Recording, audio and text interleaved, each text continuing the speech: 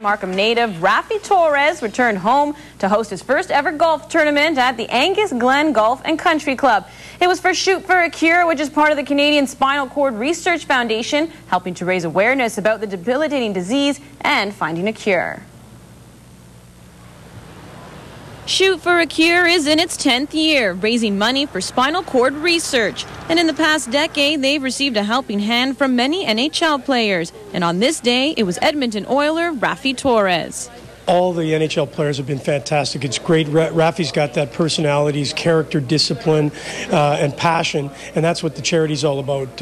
It's not the name of the player on the back of the jersey, it's the one that's on the front. For this year, this is the 10th golf tournament in the Toronto area, and they've raised just over $750,000. Goulet says with the progress the foundation has made, it's no longer about whether someone will be able to walk again, but when.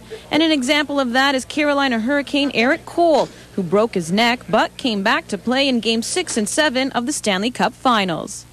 They, as hockey players, know that every shift could be their last shift and they could be afflicted with this injury. So that's what's made this charity really special. And having people like Torres and all the guys from across the NHL help us has made it all worthwhile.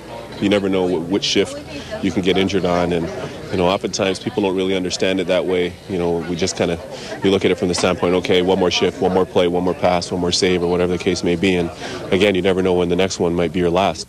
With spinal cord injuries being an imminent reality for NHL players, they are always willing to show their support for Shoot for a Cure. We're fortunate to have that platform, obviously, in the place that we're in terms of from an employment standpoint, if you will. So in that respect, it's nice. Again, it's about raising funds, awareness, and sometimes the profile of the various causes that we try to help out. So it's always an honor. I don't think anybody ever goes out there with the intent of hurting anybody else.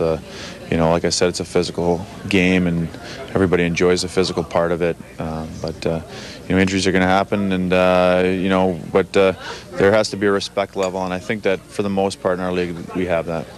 As for the host of the event, he was just honored to be back home, where he learned he had a great following during his run for the Stanley Cup. I did and I didn't. I guess my mom was telling me that they're putting signs up on the restaurants and stuff like that, but I don't know. It's still kind of weird. I'm just a Markham boy, grew up here and stuff. So to me, it's just like it still feels kind of weird.